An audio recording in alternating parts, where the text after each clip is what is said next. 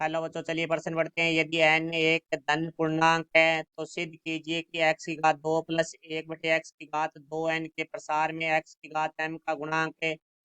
Factorial 2n बटा में factorial 4n minus m बटा में 3 गुणा फैक्टोरियल 2n प्लस m बटा में 3। तो मुख्य अवधारणा, तो हमारा जो प्रश्न है वो द्विपद प्रमेय से संबंधित है। तो जिसके अंदर देखो भाई, हमारा a प्लस बी की घात एन का व्यापक पद जिसे हम लिखते हैं टी आर प्लस 1 से, वो हमारा होता है एन सी आर। ए की घात एन माइनस आर और बी की घात आर। तो हमें प्रश्न में दिया गया है एक्स की घात 2 प्लस 1/x की घात 2n। तो यहाँ से देखो भाई, हमारे पास तुलना करेंगे इससे, हमारे जो मानक रूप है उससे। तो यहाँ से एक का मान है वो हमारे पास आ जाएगा एक्स की घात 2, और जो बी का मान है वो हमारे पास आ जाएगा एक्स 1/x। तो यहाँ से जो हमारा एन है, एन की जगह हम 2n प्रयोग करेंगे। तो यहाँ से देखो भी हमारा जो व्यापक पद है टी आर प्लस 1 बराबर हो जाएगा हमारा एन की जगह हमारा 2n आ जाएगा, सी आर की जगह हमारा आर आ जाएगा, एक की जगह हमारे पास आ जाएगा एक्स की घात 2 की घात एन की जगह हमारे पास 2n आ गया, माइनस आर बी की जगह हमारे पास आ गया 1/x की घात आर। तो यहाँ से देखो हमारा जो टी आर प्लस 1 है वो हो जाएगा 2n सी आर। अब देखो, घात की घात है वो हमारी गुणा होती है, चूंकि हम जानते हैं एक की घात m की घात n बराबर होता है हमारा एक की घात mn।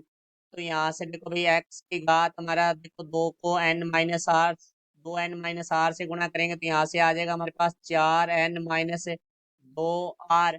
गुणा में हमारे पास है 1/x की घात r। तो एक की घात r है वो हमारा एक ही होता है बटा में x की घात r। क्योंकि हम जानते हैं एक की घात m बटे एक की घात n बराबर होता है एक की घात m माइनस n। तो यहाँ से देखो भाई, टी आर प्लस 1 है वो हमारा आ जाएगा 2n सी आर एक्स की घात 4n-2 r माइनस r। क्योंकि बटा में जो घात पदार्थ समान होता है तो बटा वाली घात है वो माइनस हो जाती है। तो यहाँ से देखो भाई, हमारे पास आ जाएगा टी आर प्लस 1 बराबर 2n-c-r एक्स की घात 4n-2r और माइनस आर, तो माइनस के 3r हो गए। तो हमें प्रश्न में पूछा गया है कि एक्स की घात m का गुणांक। तो यहाँ हमें एक्स की घात m चाहिए, तो हम इसको ले लेते हैं। एक्स की घात जो 4n-3r है वो बराबर हो जाएगा हमारा एक्स की घात m के। तो ही हमारा यहाँ एक्स का घात m आएगा। तो देखो, आधार समान है और संख्याएं बराबर है तो घातों की तुलना हो जाएगी। तो यहाँ से 4n-3r बराबर आ जाएगा हमारा m। तो यहाँ से हम माइनस का 3r है बराबर से दूसरी तरफ लेके जाएंगे तो प्लस का हो जाएगा। तो यहाँ से देखो भाई, 4n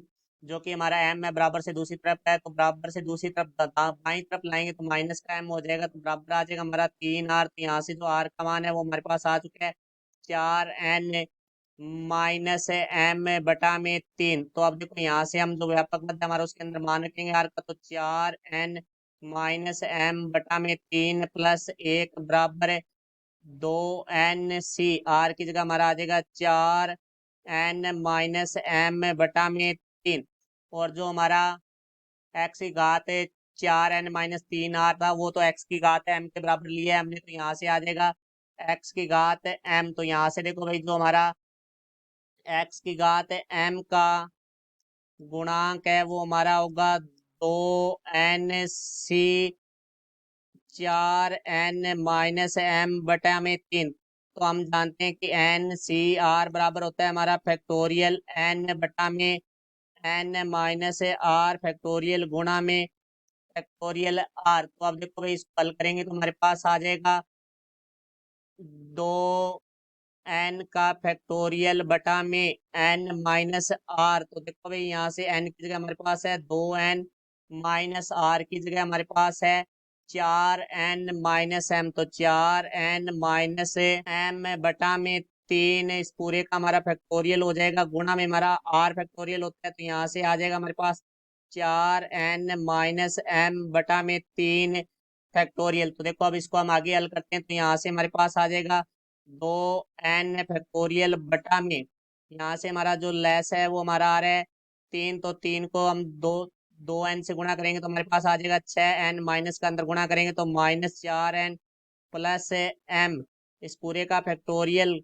गुणा 4n माइनस m बटा में 3, इस पूरे का फैक्टोरियल। तो यहाँ से देखो हमें जो प्राप्त होगा वो प्राप्त होगा 2n फैक्टोरियल बटा में हमारे पास आ जाएगा 6n माइनस 2n है, 4n है, 6n माइनस है 4n है, तो वो हमारे पास हो जाएगा 2n प्लस m बटा में 3 फैक्टोरियल गुणा 4n माइनस m बटा में 3 फैक्टोरियल। और यही हमें सिद्ध करना था, तो मुख्य अवधारणा से ये हमारा सिद्ध होता है। आशा करता हूँ समझ आया होगा। धन्यवाद।